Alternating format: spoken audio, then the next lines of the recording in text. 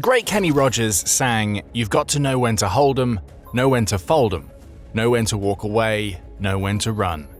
If Russia has any sense at all, it would have folded so many times in Ukraine by now that it would make an origami expert jealous. But Russia keeps on making bets, and in Donetsk it just made a big one.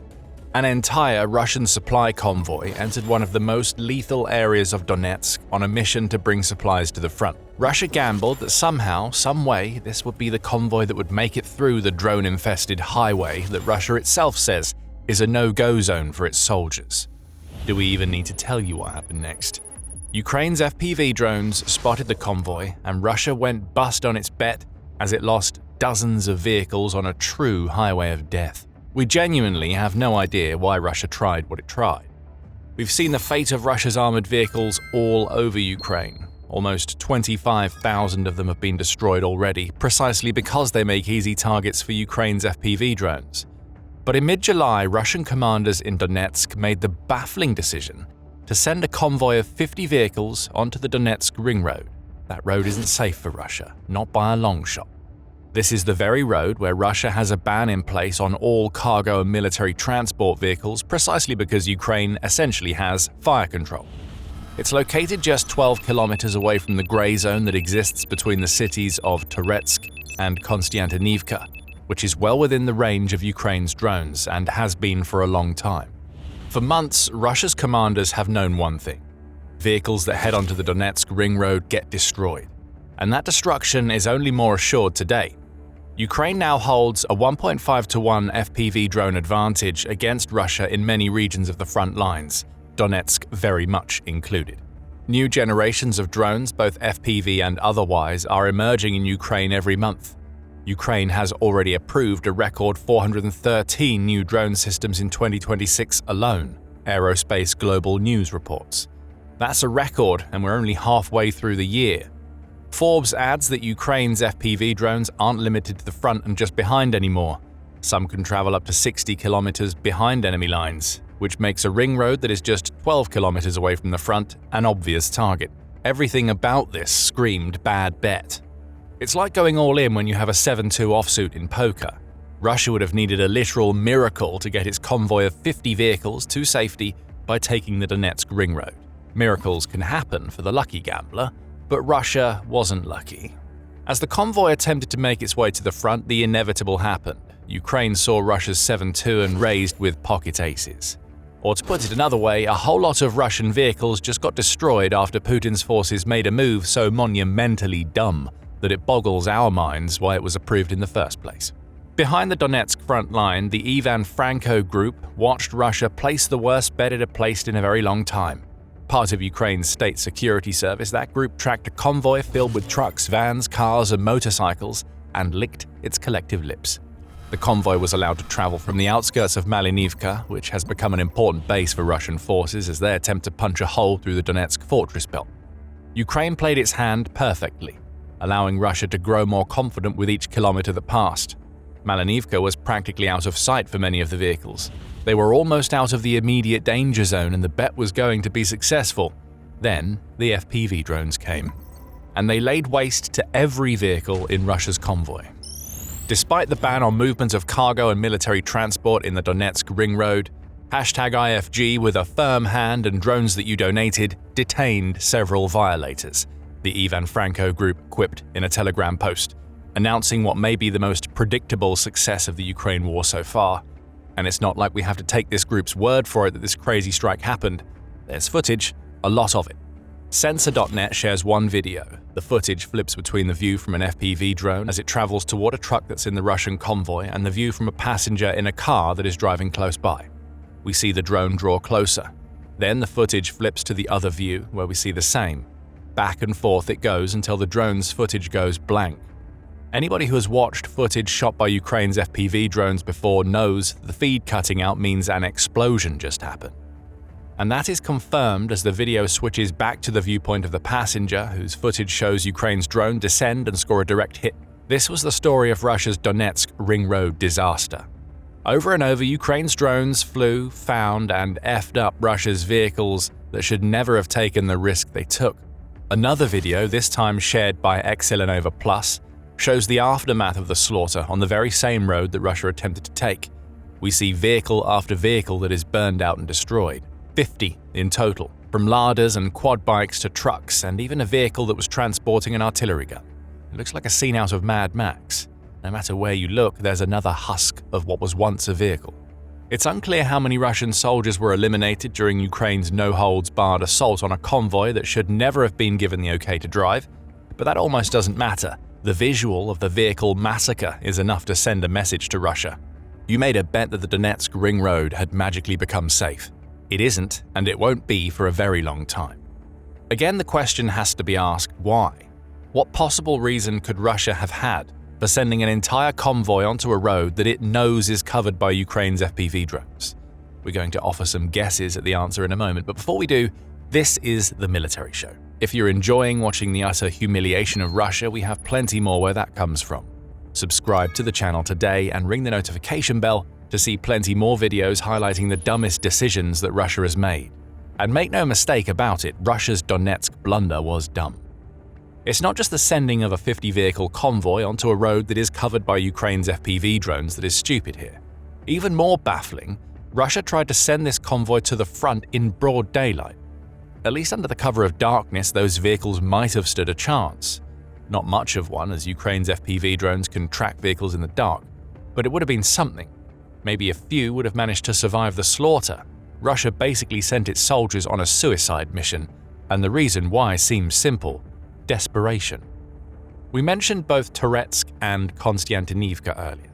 What seems the most likely explanation for Russia's ridiculous bet that it was desperate to get troops and supplies to the fronts near either of those cities. The latter in particular lies at the southern tip of the fortress belt that Russia needs to collapse if it's going to take Donetsk and by extension the Donbas region that Putin values so highly. The twin cities of Slovyansk and Kramatorsk lie north of Konstantinivka, with the latter being just 22 kilometers away. So our initial read on Russia's bad bet was that it felt it needed to get more soldiers and supplies to one of these fronts, maybe both, to reinforce them for future assaults. It's also possible that Russia made its gamble in an attempt to save some of its soldiers. We mentioned earlier that driving anywhere near the ever-growing drone-infested kill zones is usually a death sentence. Vehicles make easy targets, which is one of the reasons why Russia has predominantly switched to an infiltration strategy in which its soldiers trek through the kill zones on foot. Dangerous, yes, but a soldier is smaller than a vehicle, making them harder to spot.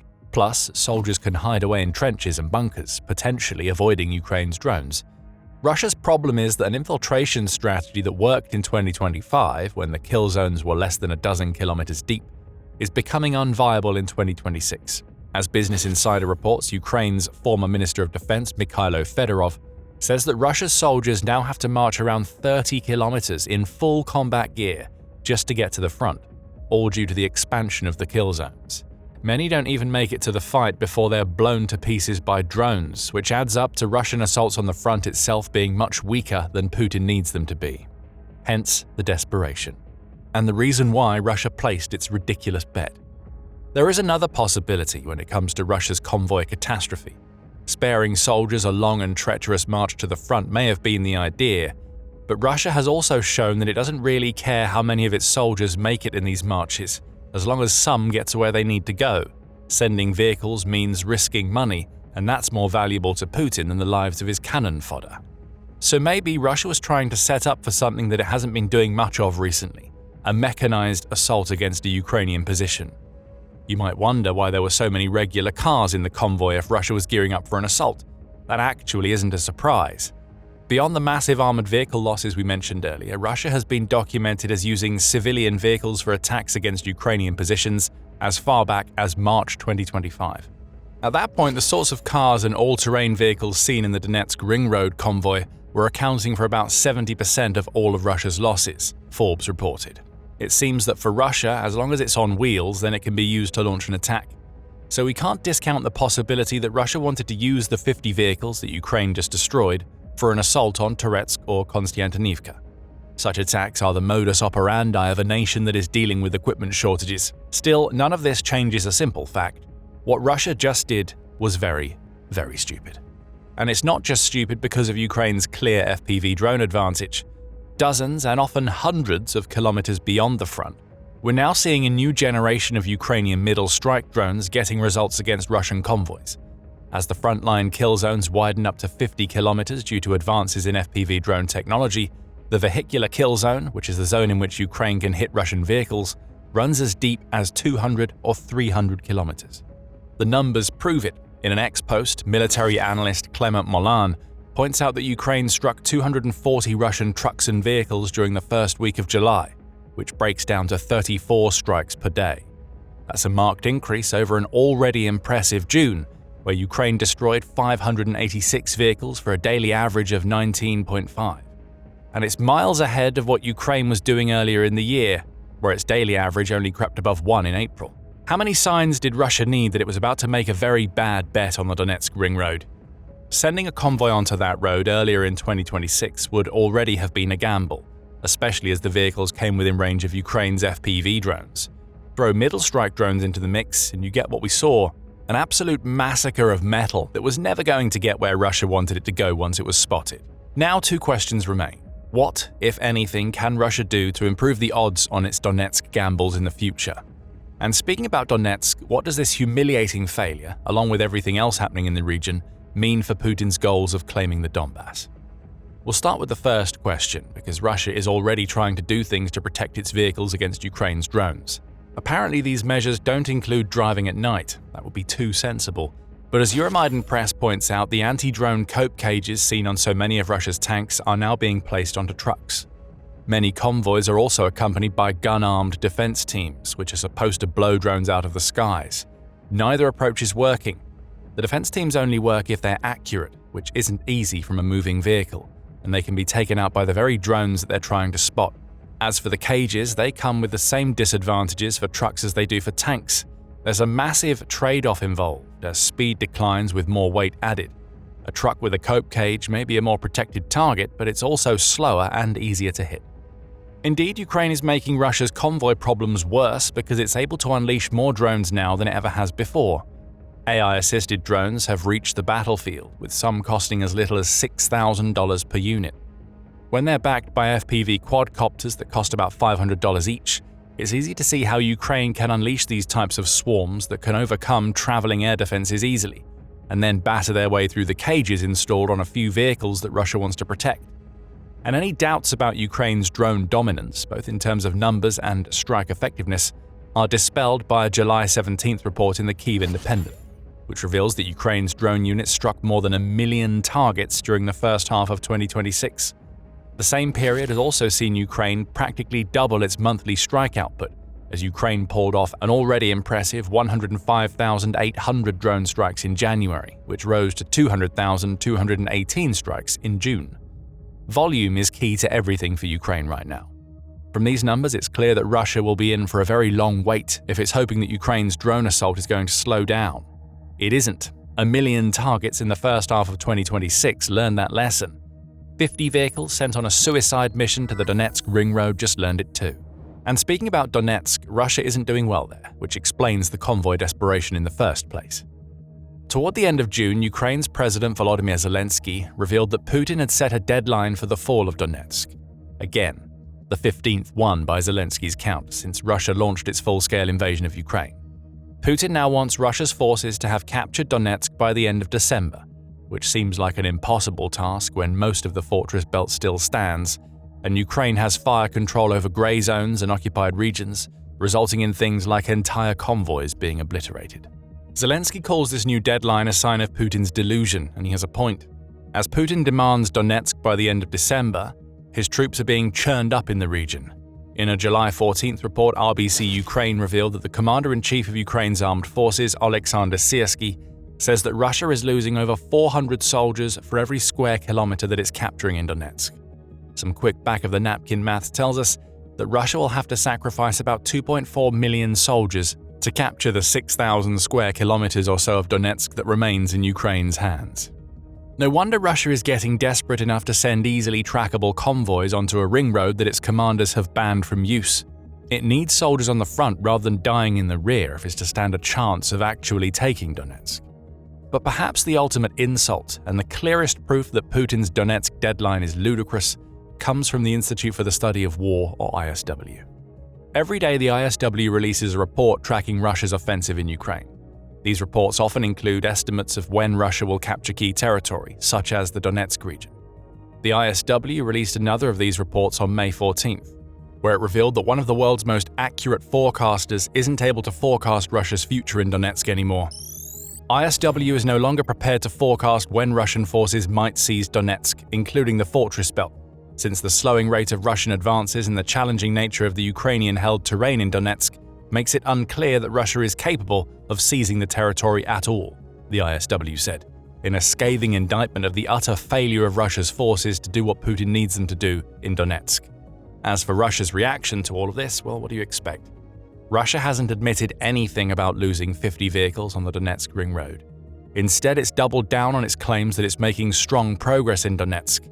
On July 15th, the National Interest reported that Russia is now claiming to have captured Konstantinivka. That claim comes from the chief of the Russian General Staff, Valery Gerasimov, who has a track record of claiming that settlements are being captured, when the reality is that Russia has managed to sneak a few troops in. The UK's Ministry of Defence outright refutes the claim, stating that at best, Russia occupies about half of the urban area of Konstantinivka. There's a long way to go before the city falls under complete Russian control. Still, news of this supposed victory is being dripped like honey into Putin's ear, and he's more than willing to live in his fantasy world where the capture of Donetsk by the end of December is possible. A convoy of crippled cars on the Donetsk Ring Road is an example of why. Putin may never learn that this convoy was destroyed. He's so detached from what's really happening in Donetsk because he surrounds himself with toadies like Gerasimov, who will only tell him what he wants to hear. Ukraine won't care, it's just scored another huge victory that has taken a bite out of whatever assaults Russia had planned in Donetsk. The Ring Road has become a graveyard, and if Russian command is smart, it won't make another dumb bet like this for a very long time. But who are we kidding? Join us tomorrow when we report on another stupid gamble Russia made. We're only half joking, by the way. Ukraine's drones can travel too deep and see too much for Russia to hide entire convoys in 2026. Russia should know that. It was only a couple of days before this news broke that we learned how Ukraine had identified a secret fuel depot hidden away in a cement factory in Donetsk. Ukraine found that depot and unleashed Operation Hell against it. You can find out what happened next by watching our video. And if you enjoyed this video, remember to subscribe to The Military Show as we cover more of Russia's calamitous mistakes in its faltering invasion of Ukraine. And thank you for watching.